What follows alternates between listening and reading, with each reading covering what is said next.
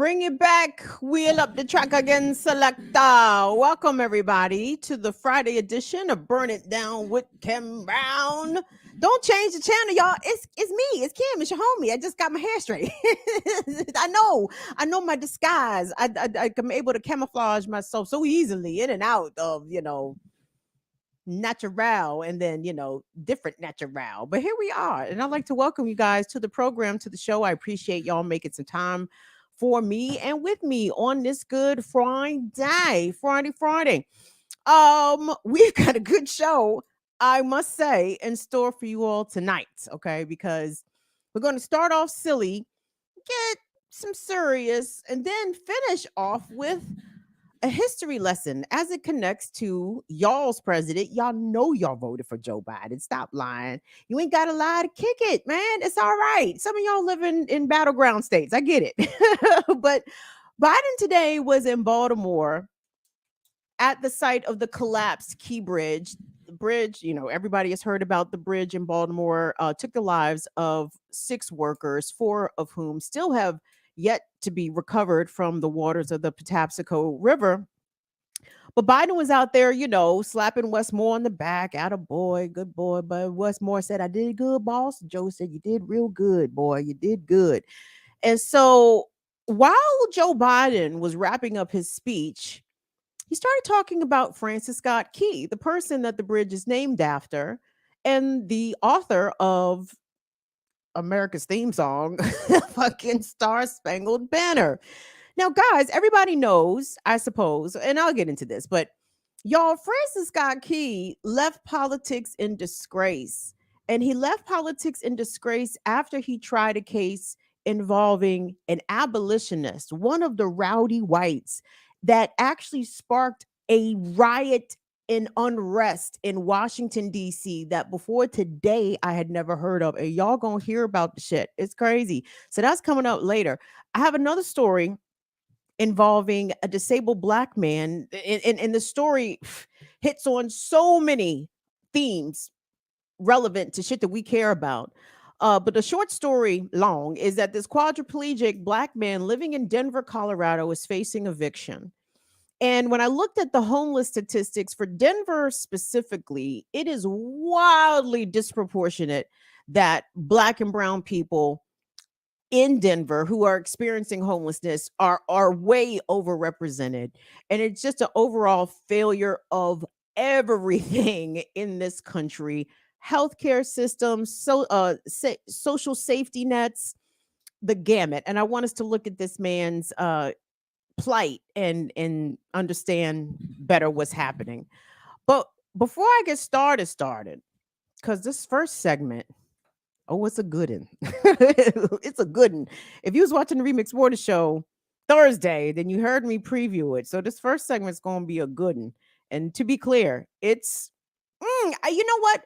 I won't even disqualify it as wholesale silly, because it's not actually really silly. All the shit going on with Diddy is very revelatory. And even if we're, looking beyond the navel gazing of celebrities, it really beguiles a lot of societal misogynoir, like the way that society really hates Black women. I mean, hates Black women, that it will make excuses, even within our own community. The excuses are being made. How can this great Black man be torn down? And it's like, dog, how many would have been great Black women has this motherfucker torn down, bro? Y'all know what my phrase is. I lack the empathy, baby. I don't like to see Black people get caught up in the state, but baby, when the shit is karma, get him, officer. Officer, he right there. Go get him. I'm sorry, y'all niggas be mad. I don't give a damn. But anyway, y'all ain't mad because y'all wouldn't be over here if y'all would be mad at me saying some shit like that. That's tame. So anywho, I'd like to welcome everybody to the Burn It Down with Kim Brown program. Who do we got in the building? What's up, Dawn Hammond? Thank you so much. Making the time. Thank you. Shout out to the good brother Latif. Shout out to our good sis Courtney. Big up to our mods. Big up to the other Dawn. Dawn Bird. Shout out to Afraid Not. Damien's in the building. Stoner Loner. Oh, good. We got all of our rowdy whites in attendance. Fantastic. This is my last story. You guys are really going to enjoy. Well, maybe y'all won't enjoy it because unfortunately it's a cautionary tale as to why y'all should not be nigga lovers. So maybe y'all won't enjoy it, but I think it's important that we know the story. So I'm gonna get into that towards the end of the program. I'd like to welcome everybody. Thank you guys so much. Shout out to Patrick S. Thank you, Patrick S, for your wonderful support of the channel. If you want to support the channel, even though I know this is the first week of the month, and I'm sensitive to that shit, by the way, I do not make requests of material support towards the front of the month because I get it. The rent is due and the rent is too damn high. So I appreciate any and all support that we get. I appreciate to our patrons who get charged on the first of the month. And I appreciate y'all's embedded support. So thank you all so much for that. Shout out to Cape Socials. Look at all our rowdy whites. All the rowdy whites showed up. Y'all must have heard y'all ears burning when I was putting my show together. Y'all said Kim is going to do a show about a John Brown Brigade member, and we should probably show up to get that. And I'm so glad that you all did. But before we get to that, we must get to the unfortunate mess. Do me a favor, everybody. Click like, do subscribe, share, comment, chat, do all the things here at Burn It Down with Kim Brown. Follow us around the internet at BIDWKB. So, guys, of course, you know, I've been following the sordid story of the saga of Sean P. Diddy Combs. Sean Combs, not charged with anything, not currently indicted of anything. However, did not stop Homeland Security and the feds from running up into his Miami mansion and his Los Angeles mansion as well. Some days ago, guns were put to the heads of his kids, his adult children, may I remind you, and many are saying that it was definitely a overuse of force by the police. So sure, that can certainly be argued.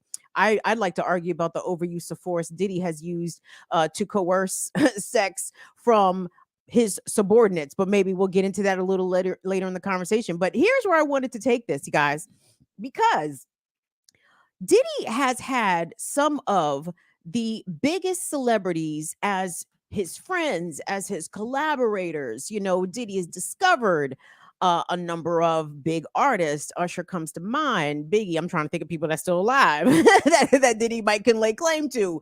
But what else? You get it. So Diddy is an A-lister, has been an A-lister for decades now. Okay. And so in the wake of all of this accusations swirling around him concerning a lot of things, from abuse to sex trafficking to harassment. A lot of this stemming obviously from the civil lawsuit brought by Cassie, his former girlfriend and former bad boy artist herself. And then the floodgates seem to open. Diddy has been hit with at least 3 other civil lawsuits alleging outright rape and other things, and coercion of sex. And Little Rod, the producer, says that he saw Diddy putting drugs in women's drinks, perhaps some underage women, girls. Let me not say women, because underage and women is an oxymoron, guys. So don't let anybody ever say underage woman. No. That is a girl. That equates girl. But what I have been notably struck by is the terrible surrogacy. I told y'all Diddy's big A-lister, got lots of friends. Well, where are his friends? Are they going to be low down? Will they ever be around? Or would it turn it back on you? And the ones that have not turned their back on Diddy, I'm sure Diddy wished them niggas would turn their back on him, because I have seen some of the goofiest defenses of Sean Diddy Combs. I hate to say this, though, coming almost exclusively from Black men, being co-signed by self-hating Black women. and it's very sad, because what a lot of these men are not considering is what Diddy is being accused of. But even in their defenses of these accusations, it does not come across very well. And I'm trying to think, I have a lot of decisions. I have a lot of places I can go to begin. and I'm trying to figure out which one to start with, because they're all wayward and goofy in their own way. So let's start with one of the most well-known Diddy defenders, and that will be Stevie J. Stevie J is a hip-hop producer, also a reality star, and Stevie J has been a longtime friend, associate, and collaborator of Diddy. Okay, that's all that I will say to the extent of the relationship, because again, I don't fucking know what these niggas do. Regardless. So anyway, here's Stevie J, and I believe this is his interview that he gave to TMZ last week, or was it this week? I don't know, but I remember I watched this shit. By the way, side note, TMZ Live is one of my guilty pleasures, right? And I feel less bad about admitting that to y'all in real time after we've had some of our, I would absolutely say, more learned comrades admit to also consuming lowbrow television. So, okay, here's my lowbrow guilty pleasure. It's TMZ Live. I'm sure y'all have figured this out by now. So, anyway, Stevie J showed up on TMZ Live, and when asked about the allegations of sex trafficking, I want y'all to listen very closely. I want y'all to listen very closely to Stevie J's answer when asked, was his friend of nearly 30 years trafficking women for sex? Please take a listen.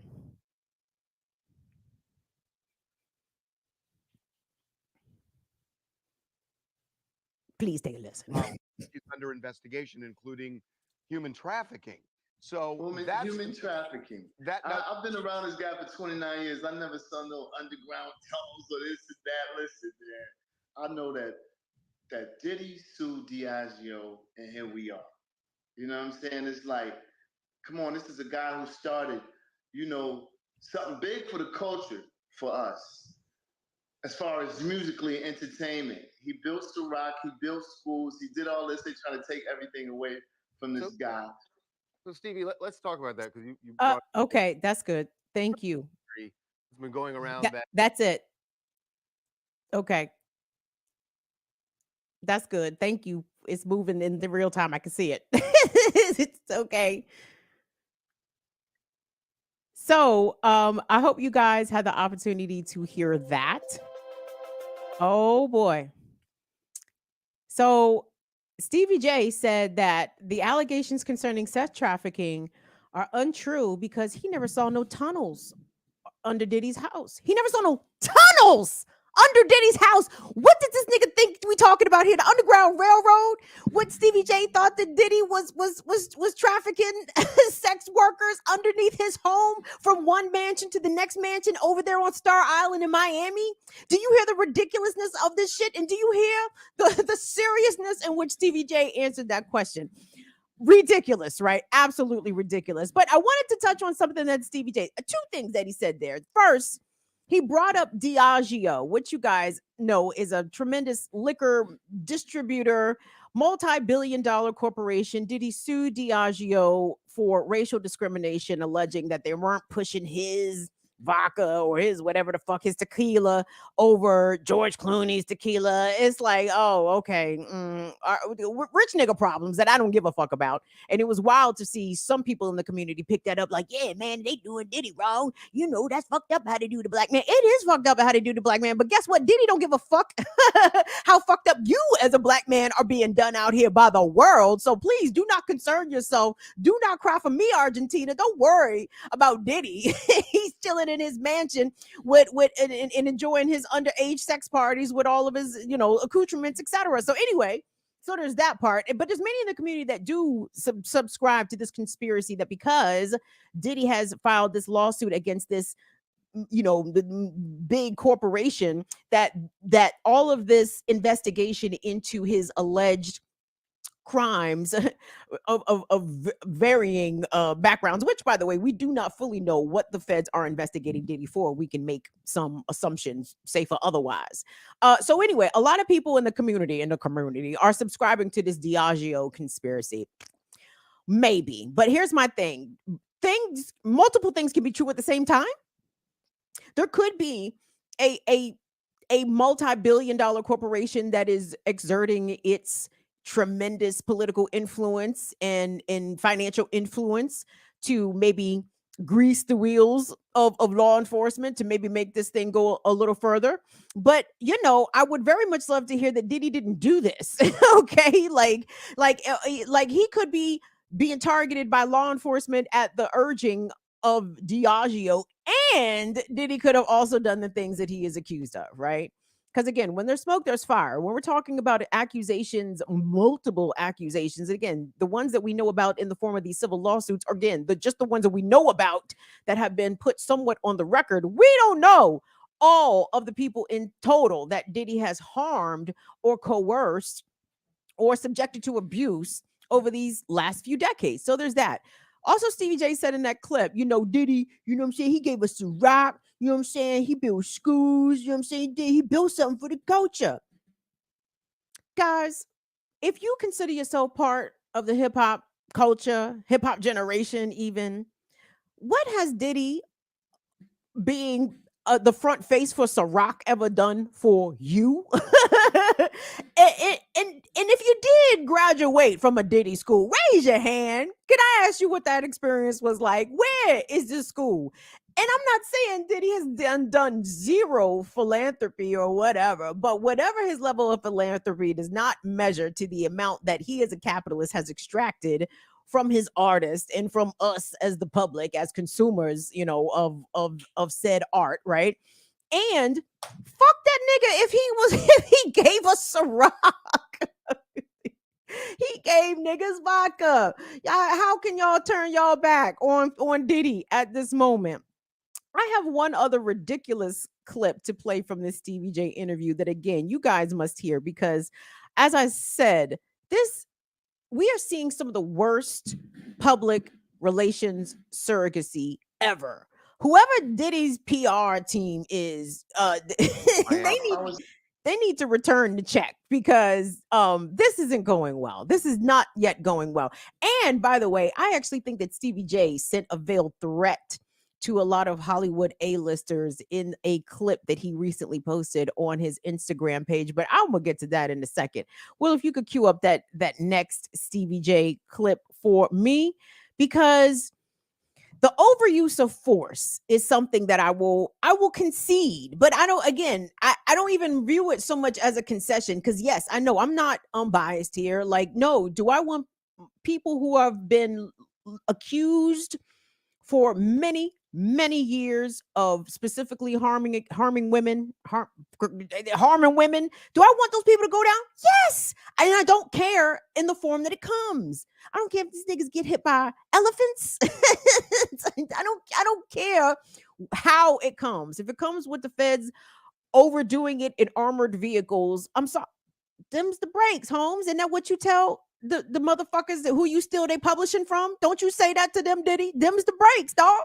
Like, that's the business. That's how it goes. But here is Stevie J commenting. Here's Stevie J commenting on the use of force, and look how and whom he compares the feds raid on Diddy's homes. Look who he compares it to, and try not to laugh. Let's take a look. I was at his crib working in the studio. I was sitting outside the studio door, and I heard a big boom.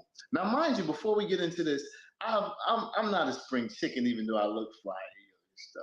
But I've witnessed some historical events of excessive force, but none like this since Saddam Hussein or El Chapo or Pablo Escobar, even Osama bin Laden. I heard a big boom. So I'm thinking, like, you know, a lot of people do work on the island all day long. So I'm figuring someone dropped some materials. Heard it again. Turn my head, I'm hearing do, do, do, do, do, do, do. Armored vehicles, 3 big armored vehicles come. Dudes jump out, I got 50 dots on my shirt. Screaming, yo, get on the ground. I'm like, yo, really? I'm the only one here. Stevie, when you say you had 50 dots on your shirt, you mean like laser? You're talking laser. Laser guide. Lasers, yeah. Okay, so they put you on the ground? No, they like told me to walk back to them. They didn't even do all of that. They just told me to walk backwards and all of this, boom, boom. And I'm just like, yo, y'all got a search warrant. All y'all got to do is knock on the door. You know what I'm saying? Open the door for y'all. You know what I'm saying? It's Okay, that's good, what are we Will. doing? Thank you. That's good. So there you go. So let me just say this. Can I point out the contradiction in Stevie J's statement when he talks about the overuse of force, the excessive force, that, the same kind of force that was unleashed against the likes of Saddam Hussein, El Chapo, Pablo Escobar, Osama bin Laden. Nigga, are you fucking serious? Are you serious? They did Diddy like they did Bin Laden, nigga. They was dropping bunker busters on top of his Star Island mansion, nigga. If you don't shut the entire fuck up with that dumb shit, are you serious right now? But hold on, what did Stevie J say? So there we go. It was overuse of force, excessive force. Well, then Stevie J, in his own admission, did not get put on the ground by police. I mean, he didn't claim that they have been abused at all by the police. And don't mistake me here. It's fuck the police always, every day. 25-8 out this bitch. It's fuck the police. Please make no mistake about that. But it don't sound as though the police were abusive to Stevie J in that instance. As he said, he was the only one home at Diddy's mansion when the feds came a raiding. But okay, so we have Diddy as not having underground tunnels at his house to do the sex trafficking, because how else do you sex traffic if you do not have tunnels, right? We have Stevie J saying that Diddy, this is the worst race since Bin Laden, niggas. This is the worst race since they did Escobar, right? And not Pablo, nigga. Hold on. We're not finished, because this surrogacy, it continues to get worse. So, let's go to this next one. Let's stick with TMZ. Big up to the Harvey and Charles sometimes, because sometimes Harvey and Charles be on some nonsense, but sometimes Harvey and Charles get it right. And, I want you guys to check this out. So, prior to the Stevie J interview on TMZ, maybe a week or maybe a few days before, the person who co-founded Revolt TV with Diddy, his name is Rahman Dukes. Now, he was interviewed on TMZ in response to the news that Revolt's, Diddy percentage that Diddy had, I guess, abdicated when he stepped away from the company after all these allegations, etc. That Diddy's percentage ownership, his stake of the company, had been purchased by another Black person in order to keep Revolt Black owned. I would like to see the numbers on that, but that's a separate issue. So here's the guy who co-founded Revolt TV with Diddy. His name is Rahman Dukes. And he talks, I want you guys to listen. Again, we're talking about the terrible surrogacy here, okay? And here's the thing, guys. If you ever get in trouble, and some of y'all go out there and get in so-called good trouble, and that's wonderful. And I consider even what I do here a little bit of good trouble. And watching this Diddy thing unfold, because to be clear, I have absolutely no sympathy for Diddy in this whatsoever. But it is making me think about who the fuck that I would ask or allow to go in front of cameras and microphones to speak on my behalf if I were to get in trouble. and I'm very bewildered at the fact that Diddy is this big, powerful A-lister, and the motherfuckers that is going on television to speak on his behalf are saying the most ridiculous things. And Rahman Dukes is no exception. So we're going to pick up the interview with Harvey and Charles. And Rahman is being asked about having attended any of Diddy's parties and whether or not he witnessed any of the salacious activity that has been detailed in some of these civil lawsuits, or that has been at least long rumored about. And I want you guys to, again, please put your listening ears on, because when the ridiculousness comes, it comes hard and fast. And sometimes it leaves you in a bit of a 3-second delayed shock. Like, did this motherfucker, did I just hear? So anyway, guys, we're going to pick up the interview. Rahman is being asked about Diddy's parties and what was going on at Diddy's parties. And listen to what Rahman says. And he gives us a little bit of a history lesson of the music industry and its long relationships with dealing with young women who are enamored by the stars. So take a listen to this, y'all, please. please. I've had countless times where I've been, honored to be a guest at these parties. I personally have never seen anything there, but that environment, things tend to go left, but just because something might happen, some guest at his party, something happened at a different location, or, and in the aftermath of that event, is he, liable, for those things? I don't believe so. So what I'm getting from you is that you think if there were things that went on that were untoward, for example, sex trafficking, you're saying that it was a third party and not Diddy. Is that what I'm picking up from you? That's a fair enough assumption. The whole sex trafficking thing too, if you take a minute and you think about that, you go back to the origins of, the history of the music business. Guys back then were on tour buses going from Baltimore to Virginia to North Carolina. There was no private planes back then that they were really traveling on. So if you had the opportunity to meet a young lady and in Baltimore, and then she ends up getting off in North Carolina, is that considered sex trafficking? I think that back then, a lot of these guys were younger and, just really trying to make their mark, in this game. And, here you have, again, like decades later, it's like, hey, there's rules to this. Now everyone, fair enough, you're an adult, the do's and don'ts, but I'm pretty sure there were some things that was really vague back then that some people are being held accountable for that they probably didn't really think that much about back then. It's always, the community around you sometimes that tend to apply like this additional pressure, to the spotlight, which is these artists. Huh. So, Rahman, going forward, Revolt. That's good. Without Diddy, thank you, Will. Still a viable media outlet? We don't care. I mean, he really don't care if Revolt is a viable media outlet. Guys, please send help. Please send help right away, because I got a little lost there in Ramon's historical recounting of how, I guess, men specifically in the music industry would roll when they was on tour. What if you met a young lady in Baltimore and, she wanted to ride and you drop her off in North Carolina? Is that sex trafficking? Well, is she a teenager? I mean, I don't know if it's sex trafficking for a consenting adult woman, but if we're talking about teenage girls, is she of age of consent? Is she 18? What's the age? And then for him to be like, people have been doing stuff for a long time, and for them to understand now it's rules to this. What's the rules? Y'all didn't know that consent is a thing? You didn't know that you shouldn't deal with teenage girls in the 90s?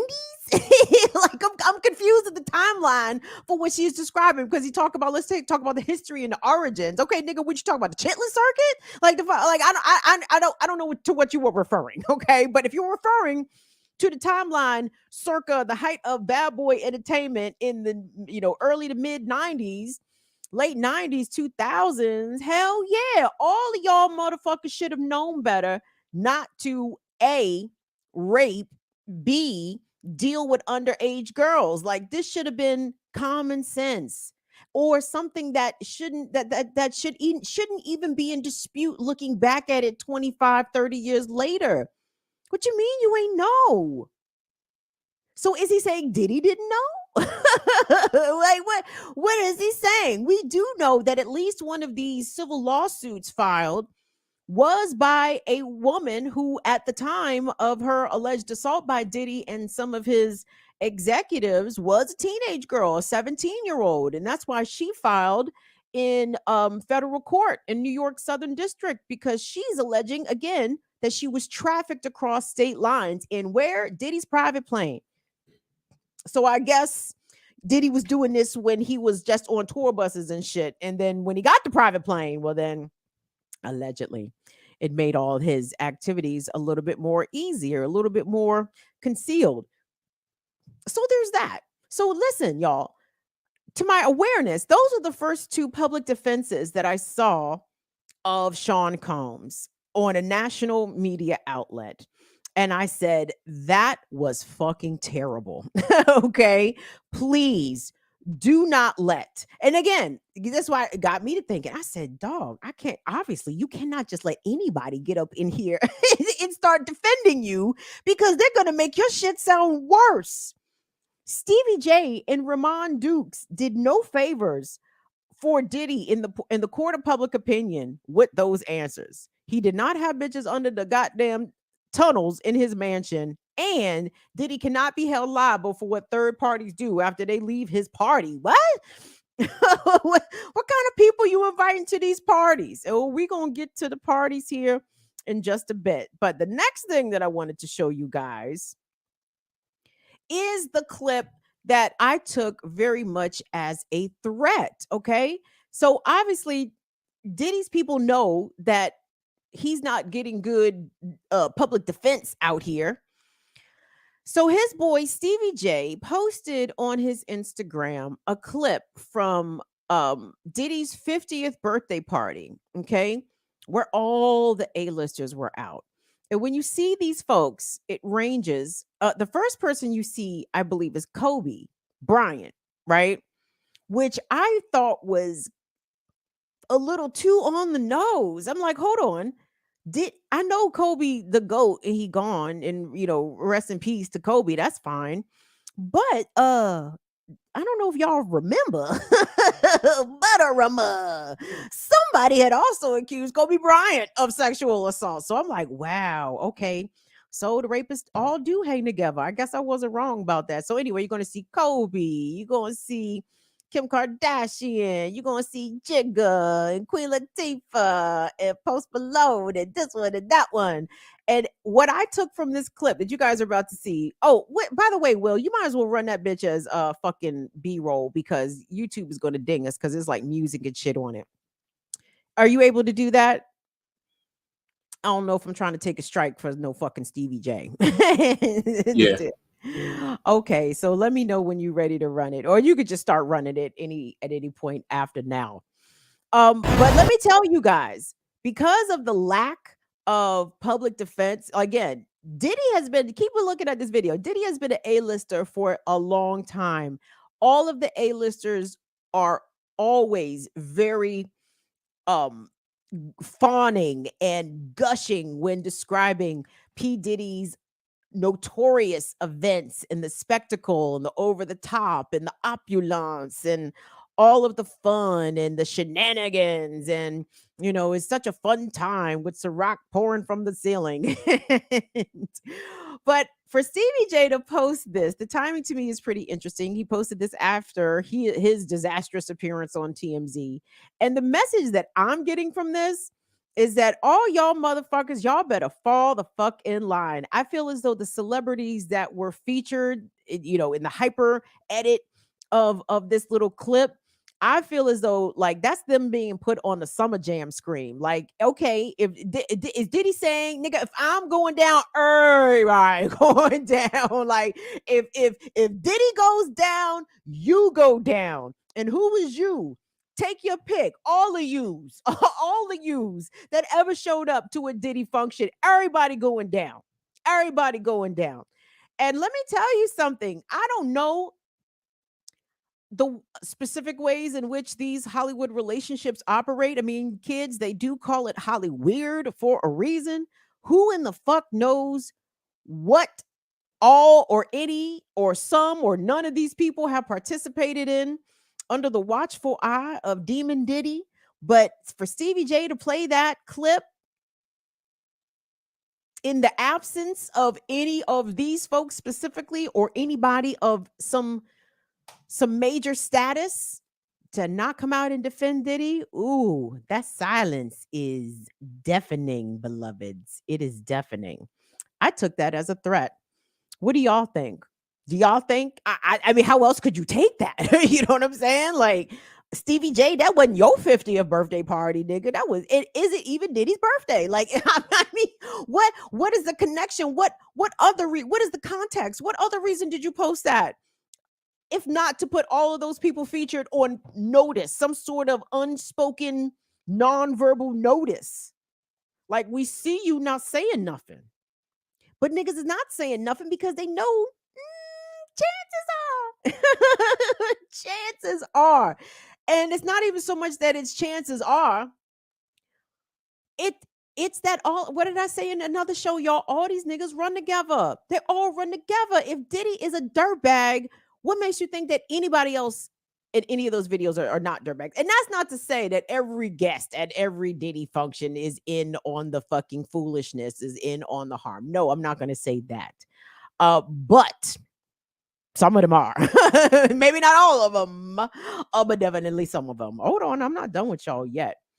Because the conversation in the community is something, this is where we transcend from, like, and I don't even consider this gossip, to be perfectly honest. I do consider it entertainment from the perspective of I'm laughing at the piss poor surrogacy, like the very poor level at which Diddy is being publicly defended, and I think he deserves that as well. But when we broaden this out to the way that these kinds of events play out in the broader community, and I'm speaking specifically about the Black community, there is always a rush to encircle the powerful, usually Black man in this instance. And it's not just for Diddy. We have some precedents here when it comes to the likes of Bill Cosby, when it comes to the likes of R. Kelly, when it comes to the likes, even most recently, of Russell Simmons. We have a lot of people closing ranks and not wanting to really fully question what it is that these men are accused of. And that comes from an internalized hatred of Black women. Okay. The broader white supremacist society hates Black women. No. Who said it that I actually just read? I think it was Kimberly Crenshaw, the Black woman who developed all the stuff around intersectionality. But it was, where did I hear this? I attributed it already, but let me say the quote better. Kimberly Crenshaw said that Black men are feared, Black women are despised. Okay. And there is a despise for Black women that even permeates our own community. And it comes out when we have these sort of spectacular water cooler kind of events that people talk a lot about amongst themselves, and in this case in public. So I want us to go to a clip from the Stephen A. Smith show. And again, I need you guys to forgive me, because you guys know, please give me some grace here, because I normally don't do shit. I don't comment on the fucking commenters. I told y'all that numerous times. Like, I do not like to do that. That is not my genre. I don't care to do that. But when it comes to the way that these conversations in amongst Black folks are playing out, I think it's relevant. So we're going to go to Stephen A. Smith. I'm sorry, y'all. I'm sorry. Speaking with Uncle Luke and Luther Campbell for y'all, because I know some of y'all might be too young and some of y'all might be too old. But Uncle Luke used to run the 2 Live crew. Me So Horny. If you don't know what Me So Horny is, go look it up. 2 Live crew. You enlighten yourself, kids. But anyway, so Uncle Luke was on Stephen A. Smith, and they were talking about Kanye and Diddy. And the conversation, you're going to hear it, and it goes kind of like this. Like, they both sort of agree that Kanye is going to have a harder time coming back because he besmirched Jewish people. Now, they don't come out and say Jewish people, but they say that Kanye was critical of people's religions. Okay. I don't think he was critical of Judaism specifically. I think Kanye was being a fucking Nazi and spewing a bunch of anti-Semitic bullshit, but okay. So there's that. But they say that actually they think Diddy has an easier path back, and they don't say why. But I'm going to tell y'all the why that they think Diddy is going to have an easier way back, even though they're not going to say it. It all has to do with because Diddy harmed Black women. He also harmed poor Black people, groups that America doesn't give a fuck about. Okay. You can harm Black women till the fucking cows come home. Ain't nothing going to happen to you. Maybe R. Kelly, but you're going to get to harm Black women for 40 fucking years before anything punitive is ever done to you. So anyway, I like to pay attention to what is said and also to what is not said a lot of times. So I want you guys to pay attention to what is said And also pay attention here to what is not said from Stephen A. Smith and Uncle Luke. Let's take a look. You brought up Kanye West as well.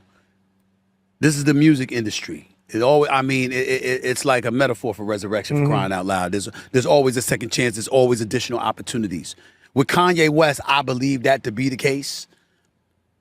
With P. Diddy, I'm not so sure. It depends. Well, Kanye, he can't get a sample cleared. Wow. He got bought out all these venues. So you think he's in more trouble than Diddy in terms of being able to resurrect his career? I think Diddy probably can weather the storm more so than Kanye. Okay. Because Kanye is at a place right now where he's barred out of arenas. He can't get records cleared. He can't get features. Nobody don't want to do features. And in this day of entertainment, unlike when we grew up, there wasn't no features. These dudes need to be on there with other people. And so he's gonna have a harder time. Diddy may be able to come back from this. Diddy if he's innocent. If he's innocent, when you think about it, it's no charges pressed. Right, it's no charges. You know what I'm saying? It's just it's like they're trying to embarrass him. Yes. Stain him, etc. If there are no charges, yes. And there's not going to be any charges. If they charge him with something, we can't think like that. That's a different game. That's a whole other movie, right? Homeland Security. Yeah, Homeland Security. Ain't local law, ain't LAPD. No, you know what I'm saying? The federal Miami PD, the federales. You know what I'm saying? Yeah. That's a different ball game. So Diddy would have to go back. Because Diddy ain't made all kind of statements about people's religion and all that. That's right. Diddy could come back from it. He could go have a conversation with certain people. And again, like you say, you're going to need friends. Right. And some friend down the line may say, okay, all right, kind of work this thing out and take these handcuffs off me, literally take the handcuffs off me. And then he could pretty much kind of. But Kanye's different. Because Kanye talking about people's religion, religious beliefs. When you go into that, and when you go to bread, all kind of, when you get into politics, and so you then, you're losing people all across the board, and you got to know what you're talking about. So you're all over the place. It's gonna be tough for him. I think it's gonna be enough people can vouch for Diddy as being a good person and not a bad guy, because he's not a bad guy. Okay. I knew him from the time he was with Big. Right. And when they were together, and he's a real sensitive dude way back then. Even, now he's just he's a nice, humble guy. He's not this big animal. I don't know what people do at the end of the party, because when I go to the party, Steve, I leave. Right. When that party get too good, it's time for me to go. You leave good parties. Yeah, I leave good parties. And you leave good parties, and you leave somebody else to have a good time. Yeah, and I hear about it the next day. Right. But you ain't participate. No, negative. I'm not gonna no. You ain't participate in the parties in South Beach. The after parties in South Beach. No. Where every flavor you could imagine. Well, I created my own parties.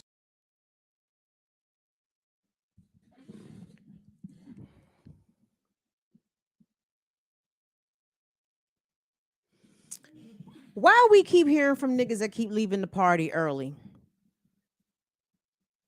Y'all motherfuckers was not hip to what the fuck is going on. So maybe you don't have the space or the capacity to answer honestly. Well, maybe let me rephrase, to answer informedly about what was going on, right? And that's okay. Uncle Luke left the party early. Rahman Dukes from Revolt TV left the party early. Okay, so y'all don't know what the fuck was going on. Y'all don't know what happened after midnight. Y'all don't know what happened after 1 a.m. You know what I'm saying? And I understand that people are reacting to their interactions with somebody. And trust me, let me be clear.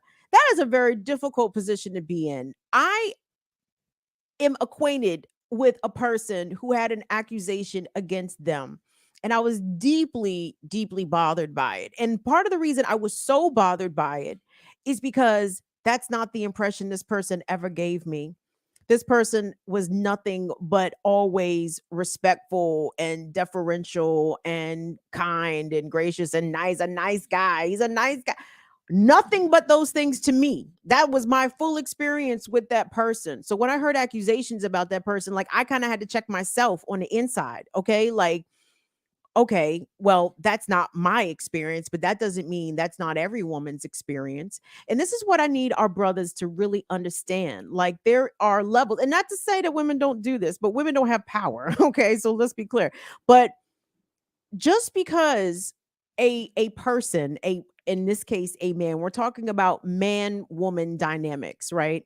Simply because a man shows respect to some women does not mean that is a blanket respect shown to all women. Okay, men treat women different based on their levels of respect, but I mean, like, even in the way they speak to them, in the way that they carry, the way that they behave around them, like, all that shit changes depending on the level of respect a man has or does not have for you, whether or not that man is interested in you sexually or not, whether or not that man regards you as someone that could be helpful to him in his life or not. Like, he will treat you accordingly based on those things. So simply saying that Diddy was a nice guy because he was nice to me, well, that don't mean he was a nice guy to his partners. That doesn't mean he was a nice guy to people that he regarded as less than him, right?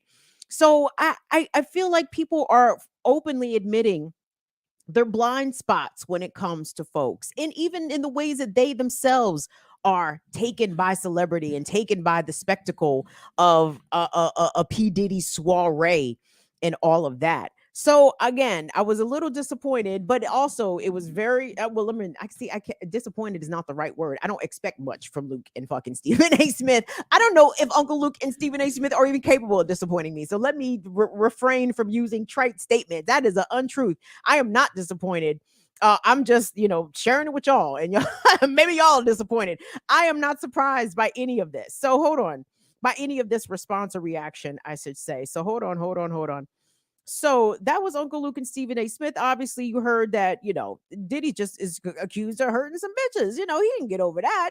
He can put the influence on some of his powerful friends to take the handcuffs off of him, literally or proverbially. And I think Diddy can make a smooth comeback. You know what I'm saying? He's a good guy. So the next clip I want to go to is from Ed Lover. And I was very disturbed by this clip also. I was very disturbed by this clip because there's a sister in it all co-signing a lot of the bullshit that Ed Lover is about to say. And he's about to say a lot of the same stuff, that he wasn't at the party late, he had to get to bed by 1 o'clock. All right, nigga, cool. So you wasn't there when the debauchery was happening. So shut the fuck up.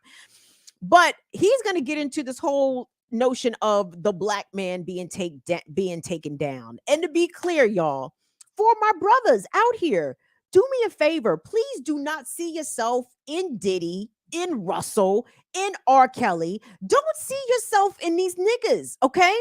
I understand these niggas is rich and they got bitches and they got mansions, they got Bentleys, they got all this shit. They got all that shit. They got white women's. They got all the shit. They got all the shit right there that they try to tell you. This capitalist world tries to tell our brothers that these are the things that you need in order to be a man or to make yourself your man. Fuck that. These niggas are dirt bags, okay? Dirt bags. I don't give a fuck what they got. I don't give a fuck about their status, level, money, mansions, bitches. I don't give a fuck. You do not need to uphold or admire or defend any of these fucking dirt bag ass niggas. Why? Because these niggas are terrible. Okay? And are they terrible exclusively as black men? Absolutely not. There are an ocean of white men, white men and other backgrounds. Like, no, black men are not out here on an island of exclusive terribles of these particular terrible men within a larger collective of mostly non-terrible brothers. But anyway, I digress. But anyway, this is the path that Ed Lover's about to go down. Taking down all the brothers, taking down all the brothers. What about all the fucking sisters that these goddamn and brothers, sisters and brothers, that dirt bags like Diddy and Russell and R. Kelly and Weinstein and Epstein all exploited and harmed? We have to get off of these tropes, y'all. I need y'all to push back against the shit when you hear the shit in real life. When y'all hear this shit, like what Ed Lover's about to say, when you hear the brothers at the barbershop, when you hear your uncle in there watching Judge Mathis start talking about this shit, check that shit. Anyway, let's run the clip.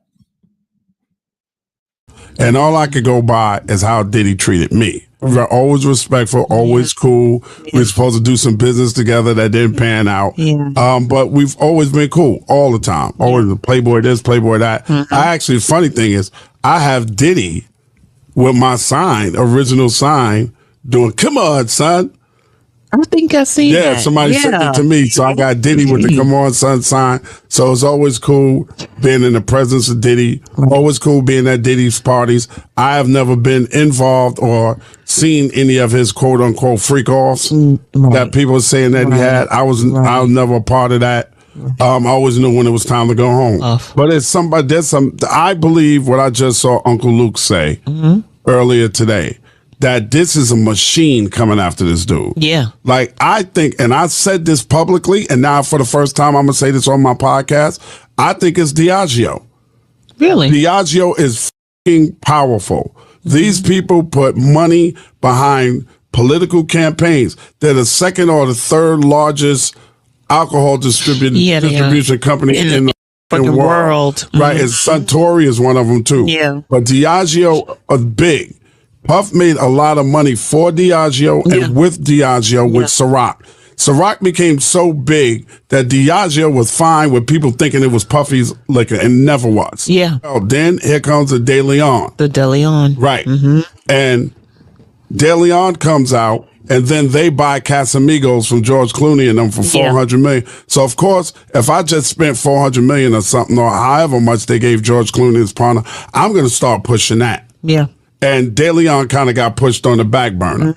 And then Puff all of a sudden decides to sue them for racial discrimination. All of this shit comes out right after that.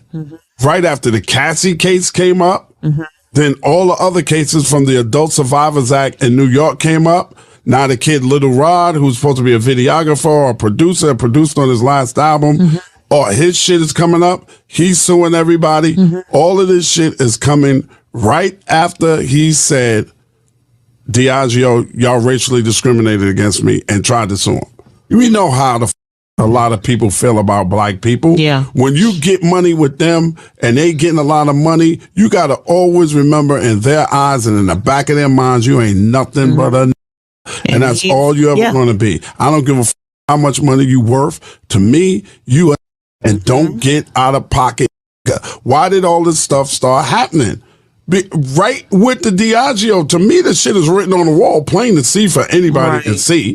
That there's somebody that got some money or put in their foot in Puff's ass. I'm telling you, he had to sell his shares of Revolt. He has no ownership of Revolt no more. No, I know he doesn't. His reputation as a businessman is shot. He'll never get another distribution deal. Bad Boy Records, for the most part, are done. It's done, babe. It's done. Somebody out there Puff worse than they tried to Russell Simmons. This is the thing where people are failing to realize, where everything, all the raids and all that, Puff has yet to be arrested. He has not been arrested, but he's being vilified, and he hasn't been formally charged with any crime. I think they just want to ridicule him and bring him down to nothing. But why? Why, babe, here's my shit. There have been several radio corporations that shall remain nameless, and I know who they are, you do too, because I told you, that have stopped playing Puff's music. Yeah. Don't play his drops. Don't play him in the mix. Don't do anything. Let me play the devil's advocate for a second if I can. Why isn't any streaming services taking Harvey Weinstein's shit down? Exactly. He was over in New Line. If that's the case, then you can't play Who's the Man no more. Why are we worrying about Puff at this time right now? You need to be going up in Nickelodeon. Okay, right? You need to be in Nickelodeon. The shit that they've been doing for years to these children. Right. That's where you need to be. Puff, to me, is being vilified to keep our. That's fine. That's enough. There's a lot to unpack here, and I'm gonna try to be brief. So first, let me start with the last stuff first. You know, why go after Puff instead of you need to be going after Nickelodeon? Go after all of the motherfuckers. Why is it that we have to pick one or the other? If there are black people harming other black people, go after them too. Like, and to be clear, at Nickelodeon, at least per the documentary, the Quiet on Set interview documentary, the man who was convicted of molesting actor Drake Bell when he was a teenager was convicted and did go to jail. He only did 16 months for a child molestation and was able to go out and get a job at Disney afterward, but he was white. I mean, that's how I go for white folks. But this is not an either or sort of premise. Like, I mean, if there are white harmers and abusers, get them the fuck out of here. If there are black harmers and abusers, get them the fuck out of here. Don't play that, oh, well, we got to protect our black man because the white man's going after him. No, fuck that. Let's protect the black people, men and women, harmed by Diddy's harmful actions. The other thing from that clip, it was giving me big, well, you know, Bill Cosby trying to buy NBC, and that's why they're going after him. You know what I'm saying? Y'all didn't hear nothing about no rape accusations against Bill Cosby until he tried to buy NBC. Now, y'all know they don't like niggas with money. The fucked up parallel that these motherfuckers is failing to correctly observe is, if Bill Cosby and by extension Diddy, if they didn't do any of this rapey shit, what is there to go after? You think, and this is not a defense of Barack Obama at all, but my point is, if you think for a fucking second that Barack Obama was out here in his single life beating women, sexually harming women, smacking white women, nigga, we would have known about that shit, okay?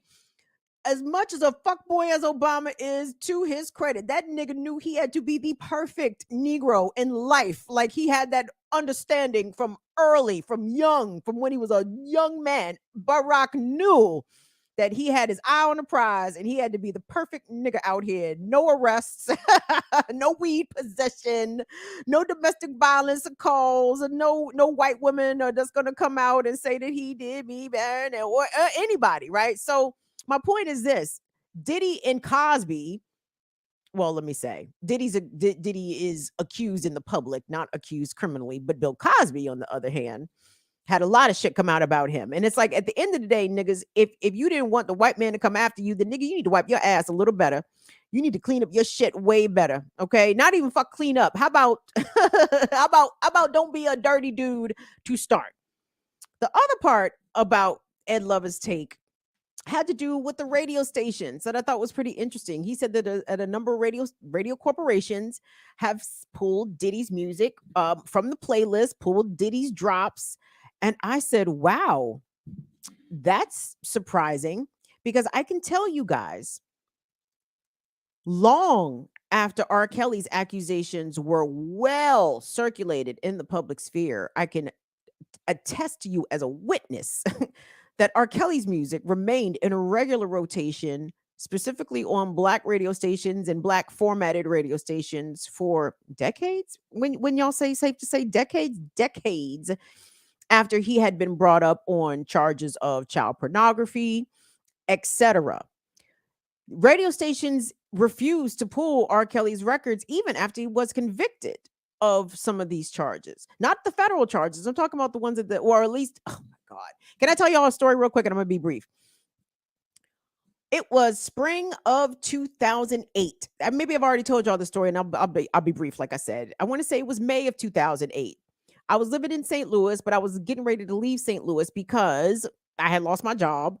And I was finally able to get out my lease, and I was about to move back home to Maryland. But before I did, I had a friend of mine take a job in Chicago, and I was going to go up there to visit them and their partner. And it was my first time in Chicago, so I fell in love with Chicago. I said, "Oh, it's nice." I said, "But it's May 27th. Why is it 50 degrees?" I was like, why do I need on layers? And here we are in May. James, you know what I'm talking about. First time I was in your city, I said, "Nigga, where is spring? Where is it?"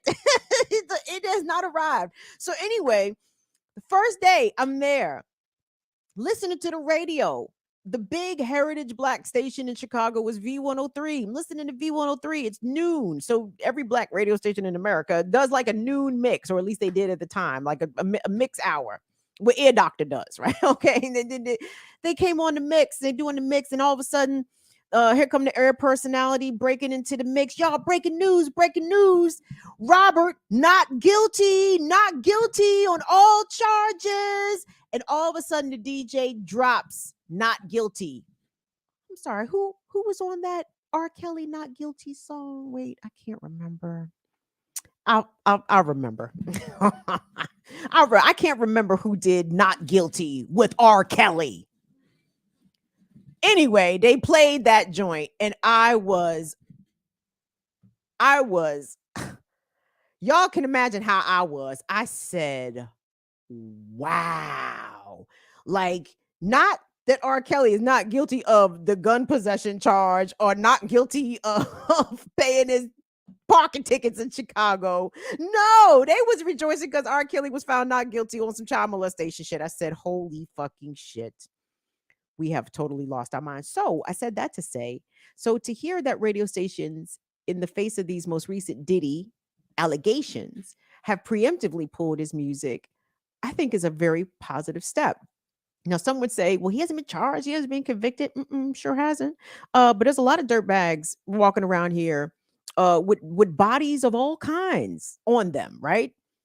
People they've killed, people they've harmed, people they've raped, people they've hit, people they've abused, right?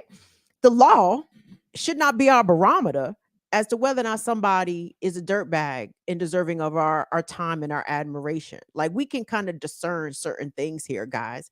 And when there's smoke, there's fire, and especially over a multi-decade time frame, everybody ain't lying, shawty. Everybody ain't lying. Oh, what was the other part about what Ed Lover said that I wanted to, it was the Diageo. What did I say something about Bill Cosby wanted to buy NBC? Yes.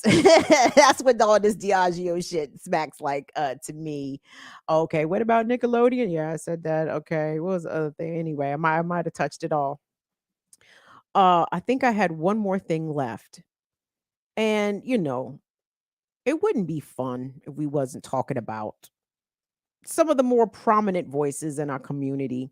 And for some reason, one of those voices is Charlamagne, and I don't understand how that happened. I'm in deep confusion, though I'm not, though, because anyway. So Charlamagne expressed some sadness behind the fact that some of his childhood faves seem to be going down in flames, right? And again, this isn't Ronald Isley not paying his taxes. You understand? This ain't Ron Isley not paying the taxes. And this is what I need niggas to get a grip of themselves and under fucking stand. This man is accused of multiple harms that we know of. So, Charlamagne, first of all, hold on. I'm sure a video has been done at some point. Has anyone ever asked this black man why the fuck he named his stage name after a European conqueror? Has anybody asked him that? Nigga, you named yourself after a cracker? Why? Shit. You niggas is lost, dog. Anyway, I digress. So anyway, listen to Charlamagne. Charlamagne. There we go. That's my new joint. I'm gonna call him Charlamagne. There we go. Did this nigga support y'all? I don't care. I like the way Charlamagne sounds. Henceforth, he shall be referred to as Charlamagne. There we go. So here's Charlamagne. I'm liking it even better. Charlamagne, he's so disappointed, and not even disappointed in the behavior of his faves. Disappointed that these niggas is going down in flames in front of everybody. So let's take a look at that.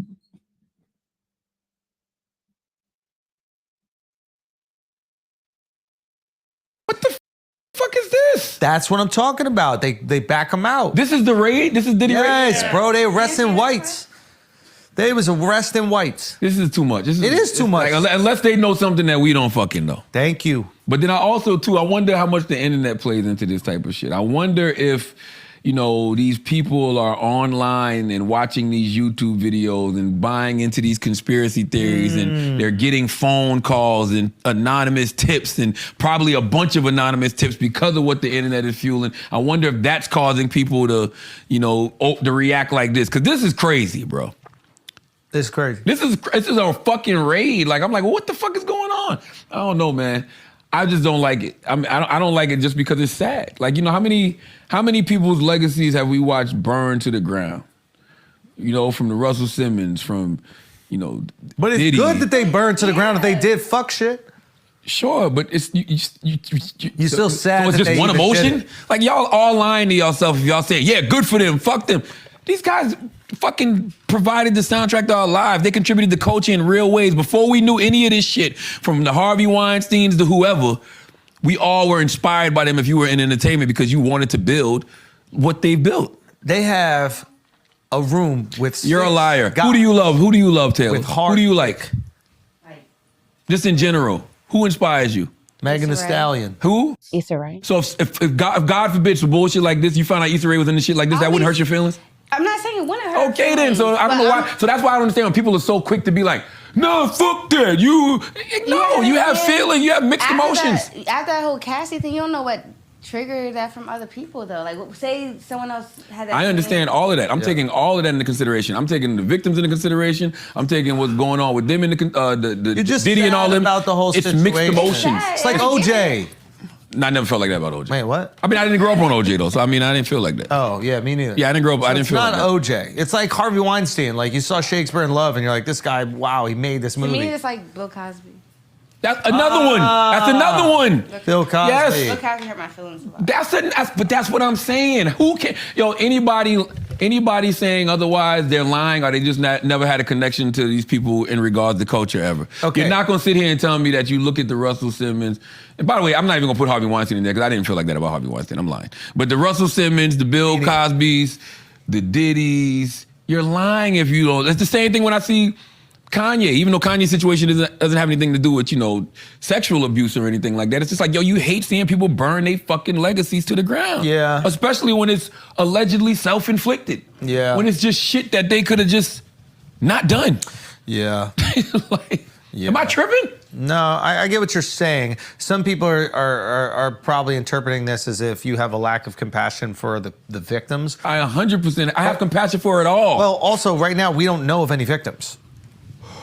Oh, no, we do. Right now, there's not a single victim. We know some shit went down. Yeah. When I'm just saying legally, like just how, I get what just you're how like saying. OJ is legally innocent. I got you. Yeah, absolutely. And like you said, we're gonna have every gigolo from around the block coming out, and be like, yo, I used to fuck for Diddy. That might be a badge of honor for a jig. You're right. So I remember the point I was going to make regarding the last thing that Ed Lover, one of the things that he said, because they just brought it up here in terms of Harvey Weinstein. If that's the case, then, if you can't play none of Diddy's records and take all Harvey Weinstein shit off streaming. Nigga, was Harvey Weinstein acting in the fucking movie? was he playing opposite of Gwyneth Paltrow in any of these fucking movies? What are y'all even talking about? Harvey Weinstein was the money. He was the green light behind the shit. He was not the talent. He was not the reason, by and large, that some of these movies were successful. Yeah, I'm sure he played whatever role he played behind the scenes from a professional standpoint, not from his creep standpoint, even though I know they overlapped constantly. No, there's no reason to feel, we got to take Harvey Weinstein's, because it is not his art. That's his money. That's his name. That ain't his fucking art. No, you don't take that shit down. But Diddy is a different story. Like, and to even the point pointed out by Charlamagne and crew, that Russell and Bill Cosby and this one and that one, and I can understand the hypervisibility of these as Dr. Ball says, the non-waspy factor of all of these prominent Black and Jewish men going down, and the optics and the intentionality behind that. I'm sure there's something to that, but ultimately, if these men had not committed these horrific offenses against people, they wouldn't be in this situation. You know what I'm saying? That's the thing. Nobody's saying that any of this shit is made up. Like, I haven't heard that. Nobody said, no, there's no way that Diddy could have did this. They just saying they didn't see it. And that's a difference. That's a distinction that needs to be noted. Okay, there's one thing that, sure, you didn't witness, but just because you didn't witness does not mean it doesn't happen. Okay, and I'm just very, on an ongoing way, a little hurt at the tenor of the conversation when it comes to the lamenting of the downfall of these men, but nobody laments the downfall and the harm that they caused on their victims. And I'm going to stop saying just women here, because I believe that someone like Diddy absolutely harmed men as well. R. Kelly, I believe, harmed boys as well. I say women, I usually focus on women because I am a woman, right? So be nice. be nice to me, because I'm not out here trying to exclude male victims of harm at all, in no way whatsoever.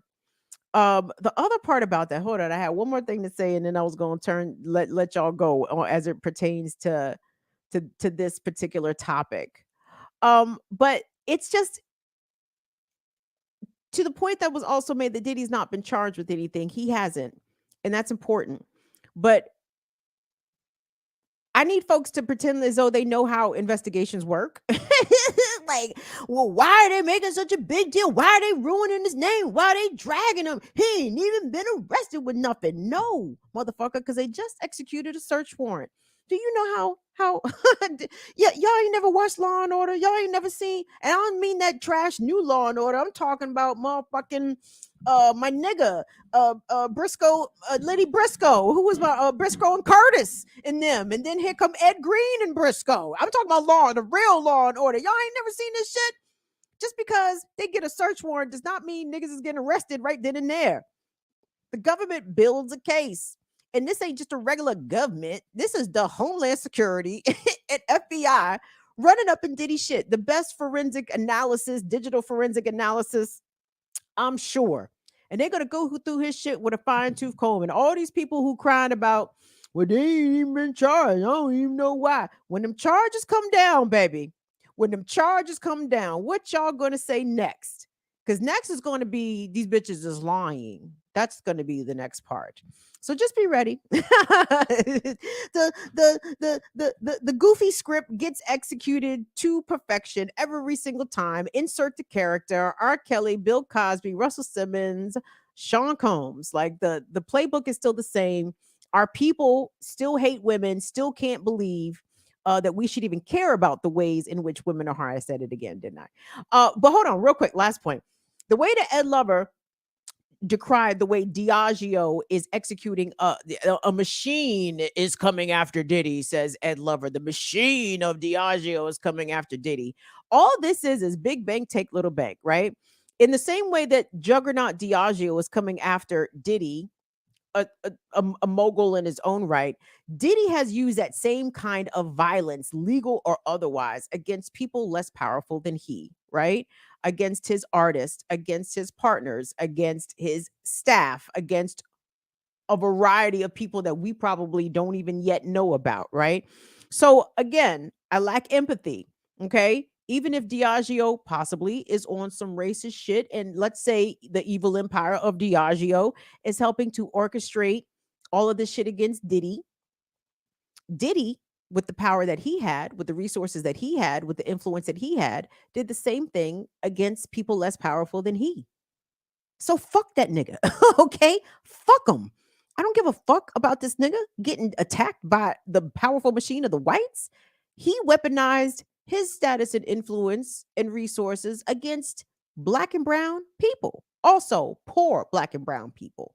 People with dreams and aspirations that he exploited and coerced them into doing things that they may not have otherwise done, but for they wanted to be part of the limelight. So fuck Diddy. I'm sorry, y'all. I took a lot of time on that. My apologies. I don't even know how the fuck we can clip that. I don't went on and on to the break of dawn. Let me say what's up to y'all real quick, and then I'm gonna keep this thing fucking pushing, because I think I can wrap up my next joints somewhat succinctly. I'd like to welcome everybody that we got watching here with us tonight. Please take the time to like the video, subscribe to the channel, Support the channel. We love y'all. We appreciate you guys for everything that everybody has ever did in the history of ever for us. So yeah, what's up? Is Franny French in the building? 2 F's out this bitch. I mean, respectfully, I'm not calling you a bitch, Franny. I'm calling you a bad bitch, Franny. There we go. You know. So anywho, thank you guys. Appreciate it. Let me get in here. What's up, Chichi Macha? Thank you so much. So let me keep it moving. Do me a favor, like the video, subscribe to the channel, follow us places around the internet, y'all, at BIDWKB on Twitter, at Burn It Down KB. This story comes to us from Denver, Colorado, and it is a disability rights story. It is a housing rights story. It is a story about the way that our healthcare system allows people to fall through the cracks so that their already precarious situation somehow manages to get worse. So there's a story out of Denver pertaining to a Black man who's a quadriplegic. And the way that this man became a quadriplegic is absolutely going to break your heart. And content warning, everyone lives in this story, but these are tough circumstances that this man is facing. And I wanted us to be aware of it because of when it comes to unhousedness in America, we all are vulnerable to it, since in America, everybody is a paycheck away from the streets, you know what I'm saying? By and large, or 2 paychecks away if you're lucky, 2 paychecks away from the streets. Okay, but what if you don't have a job? What if you're not physically able? What if your government services are not coming in a timely fashion? They're not filling the gap from when you have to leave one place and before your next place is available. What do you do then? I want us to go to Denver, and I believe this is the Fox affiliate there going to pick up the story. So let's take a look. Housing, but is being evicted. He claims Denver housing authorities dragging their feet on helping him secure a new spot. Fox 31 problem solver Gabby Easterwood on it for us tonight. Gabby.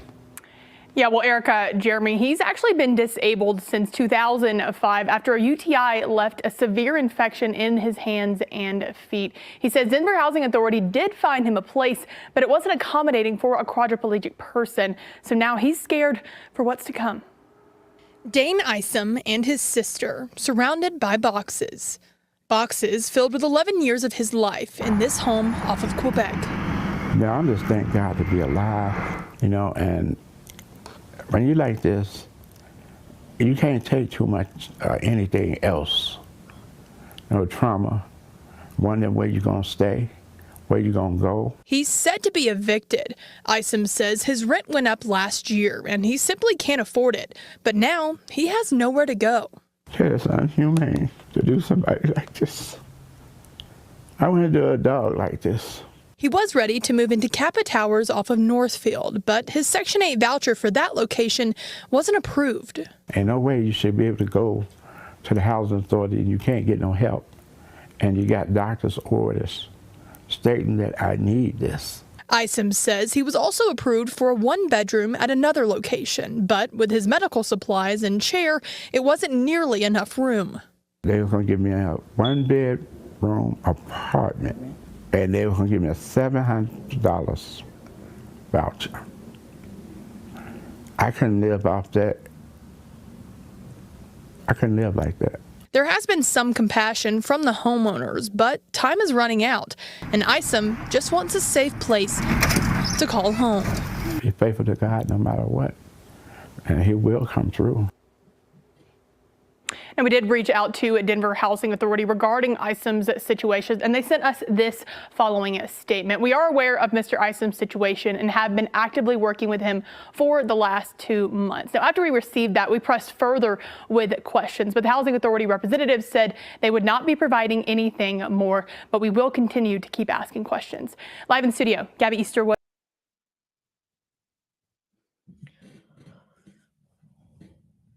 Mr. Isom became a quadriplegic as a result of a urinary tract infection that was not caught in time and it spread that he had to have his hands and feet amputated from a UTI, gang. A urinary tract infection is easily treatable. And I wonder if Mr. Isom realized that he had an infection. I would imagine that he did not. UTIs can be mighty sneaky. And sometimes in men, I'm not certain how it presents in women, but in terms of mood changes, urinary tract infections can make men very grumpy, right? They get irritable and they may not even understand or realize why they're irritable, right? And somebody pointed out to me, who wants to deal with a grumpy black man in the healthcare system, right? Like it's obvious that he was failed in this way, that unfortunately his hands and feet ended up being taken as a result of something very minor and very treatable. That is heartbreaking. And then to compound his situation with the fact that he's facing homelessness, unhousedness, and just the lack of accommodation, the lack of accessibility that this man encountered is something that disabled people of varying disabilities encounter on a daily basis. The world is not set up for disabled folks, and some of our things that we use to assist in mobility or even just in living, right? I'm devastated that this man found a place, but the place was too small to accommodate his medical supplies. I'm assuming he means maybe like a medical bed, like a hospital bed. Maybe the doorways were not wide enough to accommodate his wheelchair. Like, and because of that, he can't accept, not only could he not accept the housing, but it sounded like he had to give away some of his medical supplies as well. Things that he's going to have to replace at cost. And then let's talk about cost. The housing authority or the location that was accepting his Section 8 voucher was only going to give him $700. The average median rent in Metro Denver, I believe, is about $1,900, just under $2,000. That's the average rent in Metro Detroit, right around 2 stacks. They gave this man a $700 voucher. Stop fucking playing. Stop fucking playing. Where does this system stand up for someone like Mr. Isom? This is the shit I be talking about, y'all. Like, I don't support upholding the empire if with all of its power and resource that it does not distribute fairly, to be clear, America, capitalist America, but with all of its power and resource, it is, I won't say unable, it refuses to look out for the most vulnerable and marginalized. A disabled black man living in poverty is amongst the most marginalized in this country. And this man is traumatized at the thought of being evicted. This story was only posted a couple days ago, and I'm going to try to follow it. I was kind of disappointed there was no links to support that was offered by the reporter. Let me see if I could do some due diligence on that. But really quickly, when looking at the story, I tried to drill down a little bit more on what the statistics of unhousedness, specifically in Denver, looks like, especially when it comes to people of color. And I found out some interesting things. First of all, population-wise, metropolitan Denver is about 84% white. It is about 5.9% black. It is about 0.2% or 0.02% Native Hawaiian and Pacific Islander. I want to say it's 1.5% Native American. And I can't recall the numbers of Latinos and Asians. My apologies, because the populations I just named experience unhousedness very differently. So Metro Denver, 84% white. The homeless population in Metro Denver, how much of them are white? 64%. Okay. So relative to the overall population, within the unhoused population, white people are underrepresented, right? Follow me here. So 84% white in Denver. Out of the homeless people in Denver, 64% of them are white. Black people make up 5.9% of Denver's population. Of the homeless population, Black people make up 20%. Okay? Over 3 times as much. Represented over 3 times, like over 3 times as much. Denver's only 6% Black, 5.9%, but yet they're 20% of the unhoused population. Native Americans, 1.5% of Denver's population. They make up 5% of Denver's unhoused population. Native Hawaiians and Pacific Islanders, 0.2% of the population overall. In the homeless population, they're like 1.5%. So it's like exponentially for people of color and for Black folks. They are experiencing unhousedness, being homeless in Denver, Colorado, which is an affluent place, if I'm not mistaken, Colorado. And shout out to Abby. I know Abby don't live in Denver, but you know, our folks out there, you know, it's in the mountains, but it costs to live in Denver. Denver ain't cheap out here, right? And if you are a Black person, brown person, woman, gay, disabled, you are going to experience that unhousedness way more than the average white person is. Okay. And this is why I can't stand up for America. I refuse. I sit down for the national anthem. Fuck this shit. You gonna let Mr. Esom get thrown out on the streets? You only gonna give Mr. Esom a $700 credit for housing? Oh, and by the way, and some of our folks who have relied on housing assistance, you know this. Just because you have a housing voucher, just because you got Section 8, just because you got approved by Section 8, which is a fucking lengthy ass process to begin with, just because you got approved for the shit, don't mean that you're going to find an apartment complex or a landlord that's going to accept it. And if Mr. Esom is able to find somewhere to live, are they going to make his home accessible for him? Meaning, are all of his needs and the aids that he uses for his life to live his life as normally as possible, is the spot going to be accommodating for that? Is it going to be, you know, remodeled or, you know, improved in any way so that Mr. Esom can move safely throughout his own place? That's something everybody needs to be considering and thinking about, by the way. I've said this before, and most, especially physically disabled people, will tell you this. Like, yeah, ables, y'all motherfuckers can jog and run the 5K and see and hear. Y'all can do all this shit now.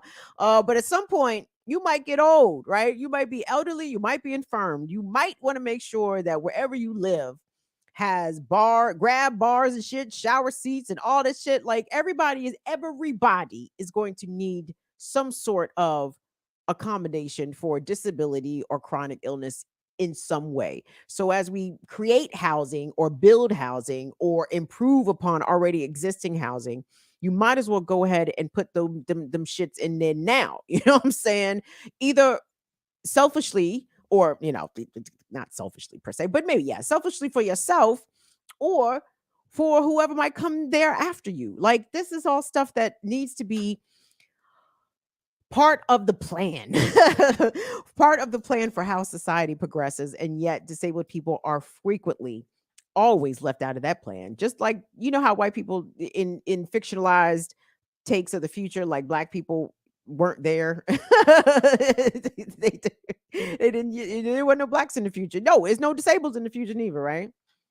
I don't know what they plan on doing with all the Black disabled, but they have a plan. So anyway, we want to send not just solidarity, but if I can find a way for us to send some sort of material support to Mr. Esom, I will absolutely share that. And fuck, if you've seen it, share it with me so I can tell the others, because again, I for what we can do, we need to do that. Even if we can't do a lot, we need to do the little that we are able to do. And if it's literally just trying to send this man a few dollars, then that's something that I think we can absolutely do. So we want to send love and solidarity and hopefully some action to Mr. Eason. All right, kids, we coming round third. Okay, I know Will hates my fucking guts.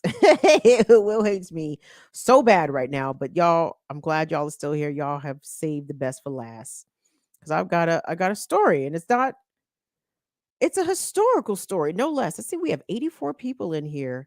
If I don't see 84 motherfucking likes on my goddamn video, oh shit! Wait a minute, did y'all call my bluff? Has bluff been called? Oh shit! Hey, there's 87 likes on the video. I'm not going to do a goddamn thing to y'all, but thank you and be deeply appreciative for all your support of the show. Thank you so much. Y'all saw me. I was this close to actually having an attitude. I was very close to really having an attitude, but look at y'all. Put me in my place with love and support. Thank you very much. Big up, real quick. Can I shout out to homeboy? Shout out to homeboy DJ 6 Cents. DJ 6 Cents is a real one out here. Thank you so much to DJ 6 Cents for all your ongoing support and for, doing nice things for the family. We appreciate you, DJ 6 Cents. Y'all check him out. Follow him on Twitch, DJ 6 Cents. He's got some dope mixes. Where do you be on, 6? Motherfucking Magic? Noon or some shit? I'm sorry. He know. Y'all go look for that nigga. He's around. DJ 6 Cents. SIXTH Sense. As in he has an extrasensory perception. DJ 6 Cents. Good friend of mine. Long time. So anyway, y'all, this is my last story. Do me a favor. Hit the like. Hit the thumbs up. Like, share, subscribe, comment, chat under the video. We certainly appreciate it. It's Burn It Down with Kim Brown. An update on the collapse of the Key Bridge in Baltimore, which collapsed after being struck by a cargo ship container. The federal government has already pledged millions of dollars in support and aid, assistance to be offered to those who have been impacted by the bridge collapse, including the families of those workers who perished after being on the bridge when it fell into the river. 6 people lost their lives in that incident, and the concern about thousands of people's jobs in and around the Port of Baltimore being impacted has been a concern. But fret not, everybody. President Joey B was on the JOB. Joe Biden showed up in Baltimore to stand alongside Governor Melonhead Moore. Ooh, if y'all could have seen Wes Moore, I'm going to show y'all a clip of this Biden press conference, or this address, I should say. He was outside, but Wes Moore was clapping. Wes Moore was like, "That's how you tell him, boss." I mean, I think I even seen Wes Moore call him boss. He said, "Oh, boss, that's what you said, boss. That sounded real good, boss." And Joey said, "Boy, I know." Anyway.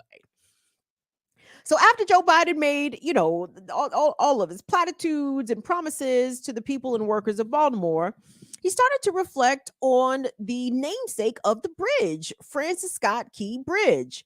And Francis Scott Key, for those that don't know, was a native Marylander during the 1800s. Francis Scott Key wrote the Star-Spangled Banner, which is why any of y'all have ever heard his name. But unfortunately, Francis Scott Key's biography has been abbreviated and somewhat lost to history, but fret not, kids. I did my Googles today. But anyway, I want y'all to listen to why I hate Democrats. Because just like Maryland Democratic Congressman a couple of weeks ago, David Trone misused the term where he meant to say bugaboo and instead said jigaboo for reasons nobody understands. Now, granted, he wasn't saying it at a black person, but it's still a anti-black racial slur. Sir, why did you have jigaboo percolating in your brain? What was going on there? But the hypocrisy of Democrats who always, or at least modern Democrats, recent Democrats, have bemoaned racism and the racism of Trump and the racism of DeSantis. And we've got to make everything right. We've got to take down these Confederate statues. We have got to rename some of these roadways and schools that are named after known racists and traitors to the Republic, outright Confederates. We've got to make this right. And then here comes Joe Biden, seemingly obtuse or unconcerned that Francis Scott Key himself was an enslaver. So listen to the lavish praise and patriotic that Joe Biden lays on us, with Maryland's first Black governor standing behind him. Listen to all of this pile of stinking shit that Joe Biden says nicely about Francis Scott Fuckboy Key. Let's hear it.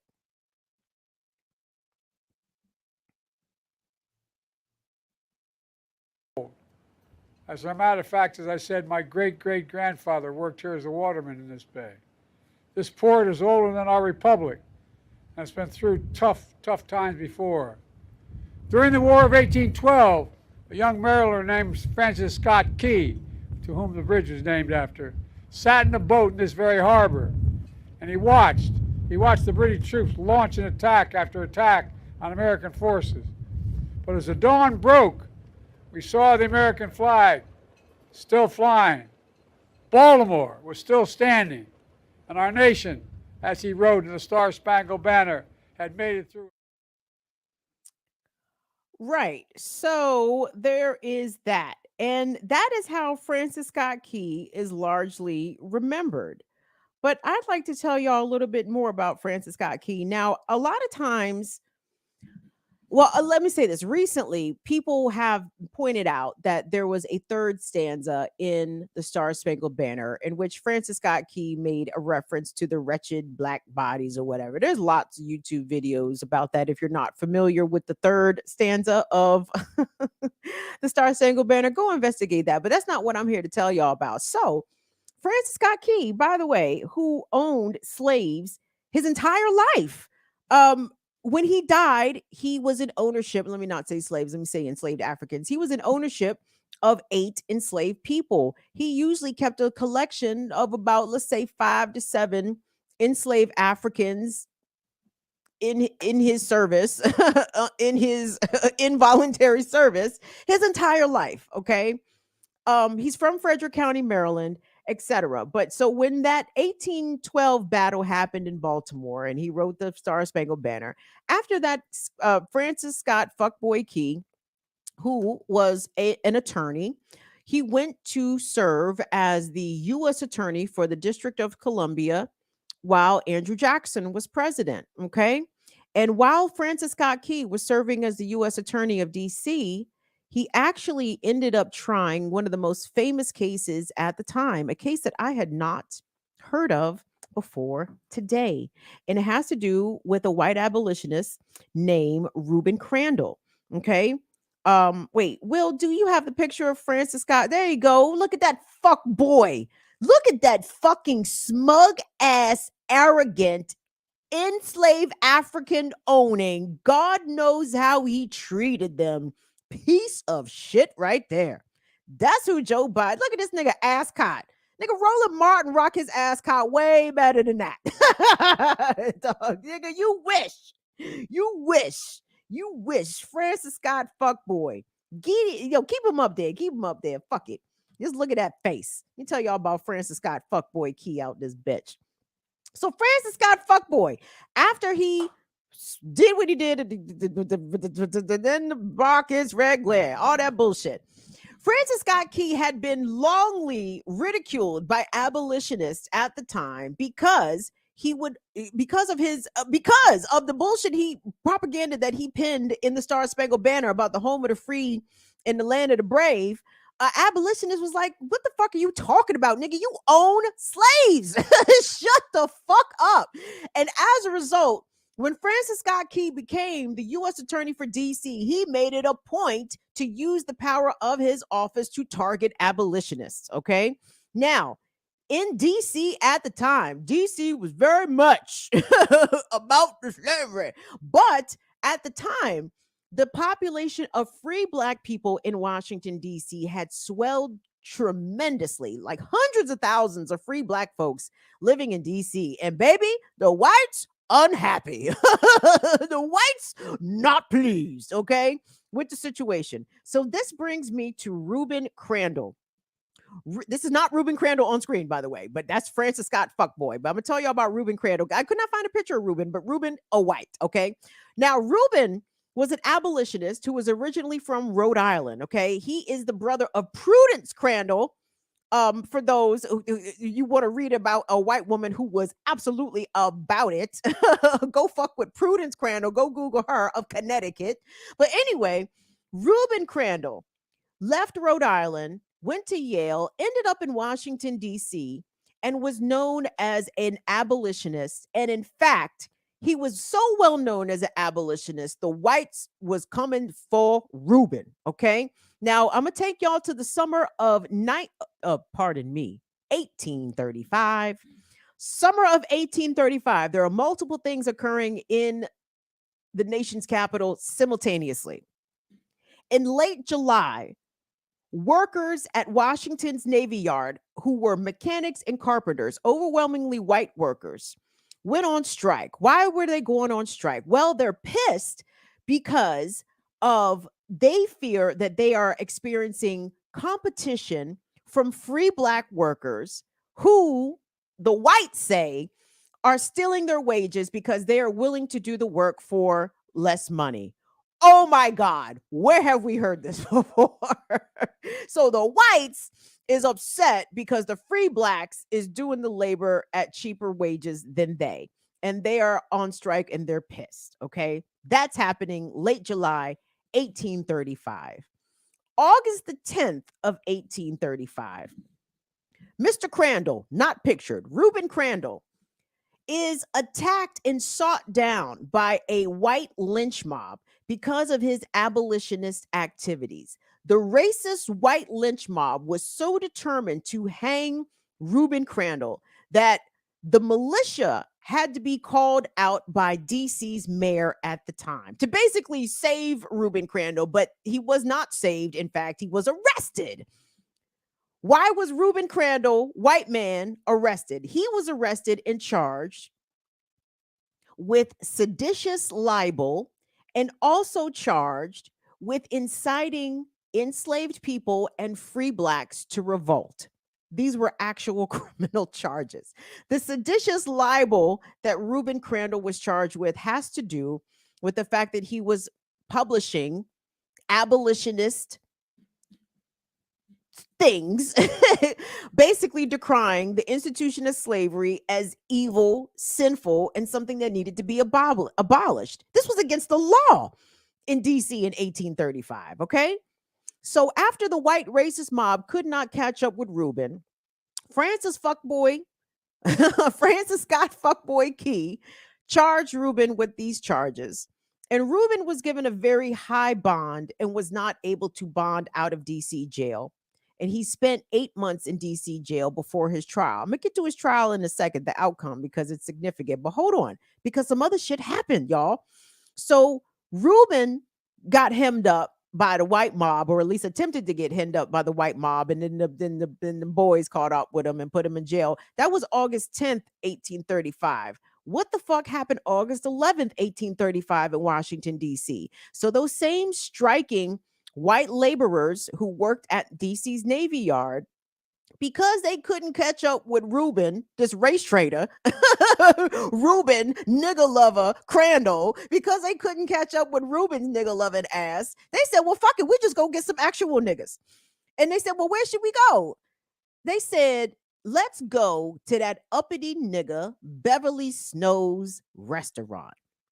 And I know y'all like, Kim, who is Beverly Snow? Who is she? Well, first of all, Beverly is not a she. Beverly is a he. His name is Beverly Snow. And let me just, as a side note, just as a public service announcement, kids, if you ever encounter Black men named Beverly, Tracy, Stacy, Leslie, I suggest you don't fuck with them, okay? Because them niggas with ladies' names is about that action. And I cannot prove it. It is not empirical for me to draw this conclusion. Just I know what I'm talking about. So if you ever cross paths with a man, particularly a black man named Beverly, I suggest you leave him alone. So anyway, Beverly Snow, a well-known Washington black restaurateur, Beverly Snow, who was born in Virginia into slavery. Thank you, Will. I know I'm telling the story, y'all. This is a good story. So Beverly Snow, okay, black man, owned a restaurant at 6 in Pennsylvania Southeast called Beverly. No, is it Snow's or Beverly's? I think it was Snow's Epicurean Eating House was the name of his restaurant. Okay. And when I tell you this nigga was fancy, this nigga was so fancy. They wrote it up in the paper how nice the Epicurean Eating House was. They was in there serving pheasant, okay? So the rumor had got out that Beverly Snow had been disparaging the wives and daughters of these striking white laborers from the Navy Yard, okay? And somehow the whites got wind of it. Who knows if it was actually true? Who cares? I mean, but it cares. It has some bearing on the story. So here come the whites, right? They go to Beverly's restaurant. Y'all know what they did, right? What do they always do? They tore the shit up. They tore it up. They bust up the restaurant. They drank up all Beverly's whiskey and his champagne. Beverly was able to escape his restaurant by the skin of his teeth. They went looking for him in his house. Thankfully, Beverly was able to escape the clutches of the white mob. But this uprising, again, the whites, the violent racist whites, deeply unhappy that they could not get the nigga lover race trader in Reuben Crandall, and then they could not get the uppity nigga in Beverly Snow. So what did they do? What they always do. They took the shit out on the rest of the black community. The whites destroyed black homes, schools, churches, businesses. The hard work of free black folks who had either been previously enslaved or themselves are descendants of those, like immediate descendants, like next generation of those that had been enslaved. That is what the whites did. It's called the Snow Riots of Washington, D.C. from the summer of 1835. And I assure you, the disappointment that I had in myself and in my public school system that I am 45 big years old, and I never heard of this racial domestic terrorism incident that occurred in Washington, D.C., right down the street. I had never heard of the Snow Riots. So let me tell you really quickly about Beverly Snow. Beverly Snow was able to escape the clutches, was able to escape the rowdy whites, the violent, murderous whites coming to kill him, right? He and his wife, Julia, ended up escaping to Toronto, Canada, where in Toronto, Beverly and Julia opened up four establishments there in Toronto, and they spent the rest of their days there. They died. They are buried today at Toronto's Necropolis Cemetery. So I thought that was incredible. Beverly Snow, a black man who was described to be of mixed race, was born into slavery in Lynchburg, Virginia, and ended up living his final days in Toronto, Canada, after escaping a racist white mob in Washington, D.C. Fucking amazing. So that's Beverly's story. That's the Snow Riots. Let me get back to Randall. God damn it, not Randall. Reuben Crandall, my man's. Reuben Crandall about it. Reuben Crandall, charged by Francis Scott Key, fuckboy, right? Francis Scott fuckboy Key is who charged and prosecuted Reuben Crandall for seditious libel and trying to incite enslaved people and free blacks to revolt. Charged him criminally. This story was picked up by the press, and Reuben was viewed mostly as sympathetic, right? And it turns out after the conclusion of the trial, he was found innocent of all charges. But as I told you before, he had been held in DC jail for, I believe, a period of 8 months. And while he was detained awaiting trial, he contracted tuberculosis and became sick. So even after he was acquitted, he ended up leaving the U.S. and went to Kingston, Jamaica, where he died at age 32. as a result of the TB that he had contracted while he was in jail awaiting his trial. And it's such a story because, for one, Rubin's acquittal ended Francis Scott Key's political career. Okay, he was finished. It was such a humiliating defeat for Francis Scott Key that I believe that was it for him in politics. And as I said, when Francis Scott Key died, he died owning 8 Africans. Part anecdotally, part of a smaller part of Francis Scott Key's overall history as it pertains to his relationship with his enslaved Africans was that he actually freed one African, but hired him to oversee the other remaining ones that he still owned. And I said, oh my God, Michael Render would be so proud. Killer Mike would have called Francis Scott Key a good white man for freeing one of his enslaved Africans, so that enslaved African could rent out his services back to the white man enslaver, so he could keep an eye, oversee, if you will, oversee the remaining enslaved people. And here come y'all fucking goofy ass president Joe Biden laying praise to this motherfucker. And let me tell y'all something. When they rebuild this goddamn bridge, if they name this shit the Francis Scott Key Bridge, I will be, as one of my famous sayings goes, I will be incandescent with rage. I will be furious if they build this brand new ass bridge where these 6 brown men lost their lives trying to maintain the bridge, and they gonna build the bridge anew and name it after the fucking enslaver. God help us.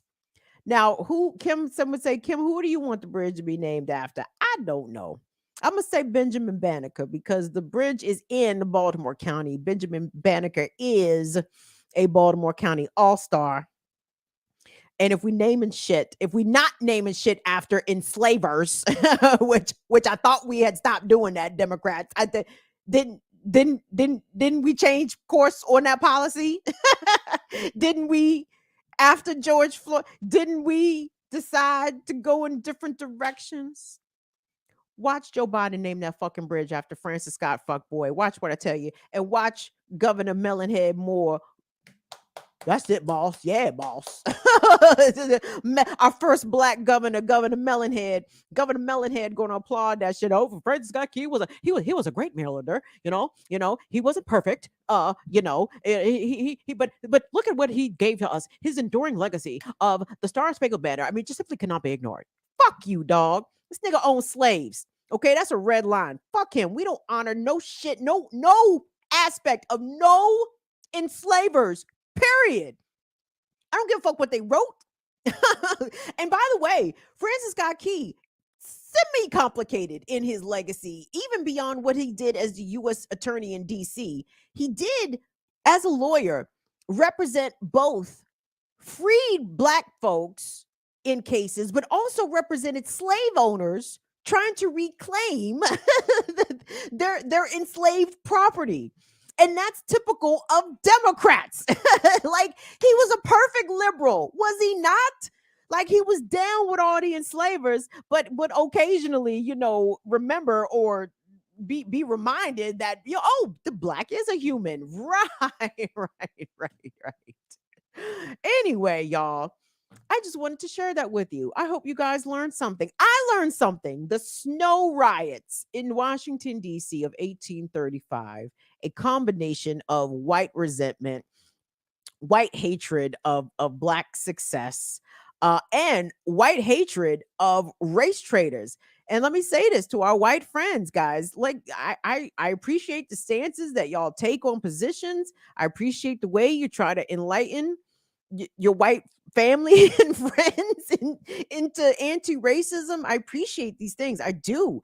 But again, I understand it's not without consequence. Like, the reason why Reuben Crandall had to remain in jail and was not given a bond is because the system was basically like, oh, you a nigga lover, huh? Oh, okay, well, how about this, nigga lover? How about you love this nigga treatment? And they gave him the nigga treatment. And it's painful and it hurts. And it's not, again, not without consequence to take the stances and to be on the right side of justice and righteousness. So I just want y'all to know, we appreciate it because we understand it is not at all without risk. So please go do more research on Ruben Crandall and research his sister Prudence, who, again, a hell of a white woman for her time, who was determined to educate Black girls in Connecticut. I was impressed with these folks. I said, okay, Rhode Island. I didn't know y'all was making the whites like this. Okay, make more. Great. All right, gang, that's the show. Thank you guys so much for joining me on a long Friday night burning down with Kim Brown. We will see you guys back here on Tuesday. Please, in the interim, like and subscribe to Burn It Down with Kim Brown. Big up to Black Power Media. Also, big up to the Bro Diallo Show. Please go subscribe to Diallo Kenyatta's YouTube channel if you haven't already. We appreciate that. Big up to the people that we fuck with, all of them. Shout out.